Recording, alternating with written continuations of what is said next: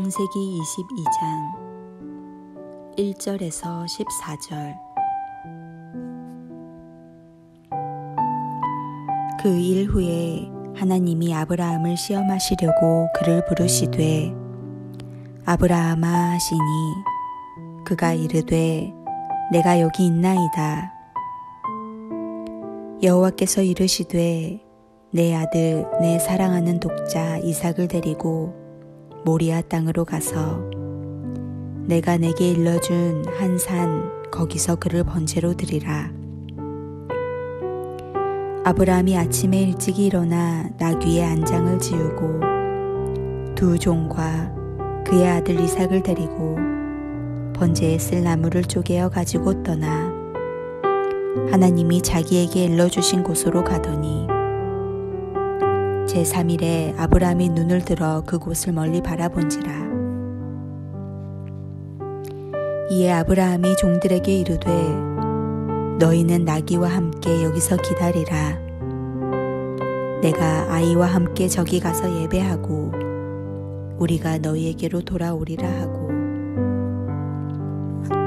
아브라함이 이에 번제 나무를 가져다가 그의 아들 이삭에게 지우고 자기는 불과 칼을 손에 들고 두 사람이 동행하더니 이삭이 그 아버지 아브라함에게 말하여 이르되 내 아버지여 하니 그가 이르되 내 아들아 내가 여기 있노라. 이삭이 이르되 불과 나무는 있거니와 번제할 어린 양은 어디 있나이까. 아브라함이 이르되 내 아들아 번제할 어린 양은 하나님이 자기를 위하여 친히 준비하시리라 하고 두 사람이 함께 나아가서 하나님이 그에게 일러주신 곳에 이른지라. 이에 아브라함이 그곳에 제단을 쌓고 나무를 벌려놓고 그의 아들 이삭을 결박하여 제단 나무 위에 놓고 손을 내밀어 칼을 잡고 그 아들을 잡으려 하니 여호와의 사자가 하늘에서부터 그를 불러 이르시되 아브라함아 아브라함아 하시는지라. 아브라함이 이르되 내가 여기 있나이다 하매 사자가 이르시되 그 아이에게 내 손을 대지 말라. 그에게 아무 일도 하지 말라. 내가 내 아들 내 독자까지도 내게 아끼지 아니하였으니 내가 이제야 내가 하나님을 경외하는 줄 아노라. 아브라함이 눈을 들어 살펴본즉 한 숫양이 뒤에 있는데 뿔이 수풀에 걸려 있는지라. 아브라함이 가서 그 수장을 가져다가 아들을 대신하여 번제로 드렸더니 아브라함이 그 땅 이름을 여호와 이레라 하였으므로 오늘날까지 사람들이 이르기를 여호와의 산에서 준비되리라 하더라.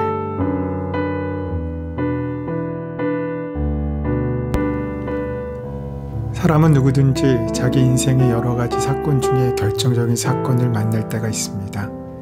사람을 만나는 것은 결정적인 것이 아닙니다. 정말로 결정적인 사건은 하나님을 만나는 것입니다. 아브라함의 믿음의 삶에는 두 번의 큰 기회가 있었습니다. 첫 번째는 갈대아 우르에서 하나님이 아브라함에게 나타나셔서 너는 본토 친척 아비의 집을 떠나 내가 내게 지시할 땅으로 가라는 명령을 만났을 때입니다. 그것은 아브라함의 인생의 분기점이 되었습니다. 하나님의 인생은 우리 인생의 분기점을 만들어줍니다. 하나님을 만나는 것은 내 인생의 새로운 시작을 뜻하기 때문입니다. 그 말씀에 순종하여 아브라함은 가족들과 함께 갈대아 우르를 떠납니다. 그렇게 떠나는 것이 구원의 시작입니다. 떠나지 않으면 구원은 시작되지 않습니다. 믿음은 자기가 살던 정든 고향과 친척을 떠나는 것에서부터 시작됩니다. 왜냐하면 우리는 익숙한 것, 가족이나 친척, 고향을 의지하기 때문입니다. 그러나 그것을 떠날 때 하나님께서는 우리의 피난처가 되시고 우리의 도우심이 되십니다. 그러나 이것이 아브라함 생애의 전부가 아니었습니다. 오랜 시간 동안 아브라함은 실수와 갈등을 겪으면서 그 믿음이 성장했습니다. 그렇게 믿음이 완성될 무렵에 하나님께서는 아브라함을 다시 부르시고 100세에 얻은 아들 이삭을 달라고 요구하십니다. 이 두 번째 하나님의 부르심은 너무나 감당하기 어려운 가혹한 시련이었습니다. 그것은 아브라함이 자신의 생명보다 더 귀중하게 여기는 100세에 얻은 아들 이삭을 포기하라는 것이었기 때문입니다. 하나님께서는 아브라함을 믿음의 조상으로 만드시기 위해 오랫동안 훈련시키셨습니다. 원래 아브라함은 믿음의 사람이 아니었습니다. 믿음이 있기 때문에 하나님이 아브라함을 택하신 것이 아니라 하나님의 믿음 때문에 아브라함이 선택된 것입니다. 우리가 사랑스럽고 구원받을 만한 가치가 있어서 하나님께서 우리를 선택하신 것이 아니라 하나님의 사랑이 나를 선택하신 것입니다. 자식이 똑똑해서 부모가 사랑하는 것이 아니라 부모의 사랑이 자식에게 조건 없이 베풀어지는 것처럼 말입니다. 아브라함은 세상의 사람이었습니다. 그러나 하나님께서는 아브라함을 하나님의 수준까지 한꺼번에 끌어올리지 않으시고 조금씩 성장시키십니다. 그래서 많은 시간이 걸립니다. 하나님은 여러분의 수준에 맞게 다루십니다. 갑자기 하나님의 수준까지 끌고 가신다면 우리는 지치거나 낙심하거나 포기할 수밖에 없을 것입니다. 하나님께서는 그렇게 아브라함을 계속 연단시키셨습니다. 아브라함은 실수도 하고 갈등도 하고 절망도 좌절도 하면서 하나님을 조금씩 따라갑니다. 그리고 드디어 그 약속의 결과인 이삭까지 얻게 되었습니다. 하지만 기억해야 할 것은 아브라함의 희망은 이삭이 아니라는 것입니다. 아브라함의 참된 희망과 소망의 근거는 이삭을 허락하신 하나님이신 것입니다. 아브라함은 모리아 땅에 하나님께서 지시하신 산을 향하여 이삭과 함께 길을 떠나고 있습니다. 결심이 끝난 모양입니다. 무슨 말입니까? 아브라함 그는 아마 자신의 힘으로 해결할 수 없는 고민거리를 놓고 기도함으로 그 마음을 결정한 것 같습니다. 요구 자체에 대한 깊은 생각을 하기보다 요구하시는 분에 대한 깊은 생각을 했다는 것입니다. 요구하시는 분이 누구인가? 왜 나에게 요구하시는가? 아브라함은 요구사항에 집착해서 전전긍긍하기보다는 요구하시는 분에 대한 신뢰를 가졌던 것입니다. 그것이 핵심입니다. 아브라함의 미래와 희망은 이삭이 아닌 이삭을 주신 하나님께 있습니다. 따라서 이삭을 포기하는 것은 미래에 대한 포기가 아니라 진정한 의미에서 그의 미래와 희망의 전부이신 하나님을 강하게 붙잡는 일이었습니다. 그래서 아브라함은 이삭을 기꺼이 말씀대로 하나님께 드릴 것을 결심한 것입니다.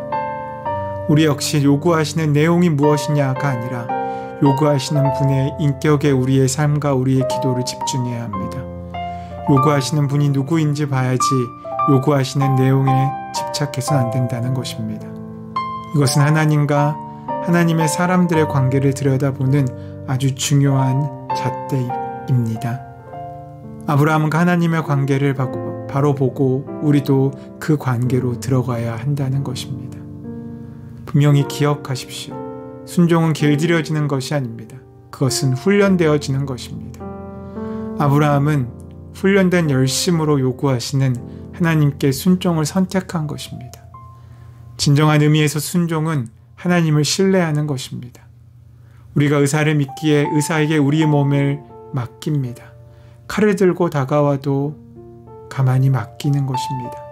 그러나 강도가 칼을 들고 오면 우리는 저항합니다. 그는 우리의 돈과 목숨을 빼앗으러 오기 때문입니다. 신뢰할 수 없기 때문입니다. 넘어지고 쓰러지더라도 하나님을 신뢰해야 합니다. 아브라함은 이 믿음의 모범을 우리에게 보여주고 있는 것입니다. 하나님께 제사를 드리러 가는데 제물이 없음을 이상히 여긴 아들 이삭이 이렇게 묻습니다. 번제할 양이 어디에 있습니까? 아브라함이 대답합니다. 번제할 어린 양은 하나님께서 당신을 위하여 친히 준비하실 것이다. 이 고백은 단순히 순양에 대한 것이 아니었습니다. 하나님의 뜻을 분명히 안다면 이해할 수 없는 상황 가운데도 순종할 때 주님께서는 그 이후의 모든 것을 예비하시고 책임지신다는 것입니다. 아들과 함께 이 깊은 진리를 경험한 아브라함에게 하나님께서는 처음 그를 부르셨을 때 약속하신 모든 내용들을 훨씬 더 풍부한 풍성한 표현들로 다시 확인시켜 주십니다.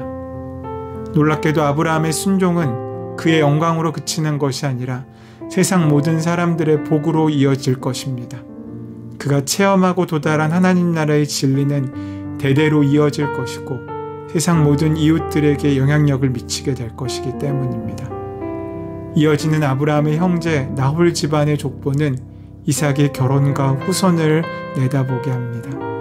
당시에는 친족 결혼이 모든 면에서 안전한 선택으로 간주되었습니다. 특히 아브라함의 아버지 데라가 가나안으로 가려는 뜻을 품었을 것으로 볼 때 종교적으로도 그러했을 것입니다. 그 주인공이 리브가라는 사실은 곧 밝혀집니다. 하나님께서는 달란트의 비유를 말씀하시면서 주님께서 맡기신 사명은 방치해 둘 것이 아니라 최선을 다해 경영해야 하는 것임을 가르쳐 주십니다.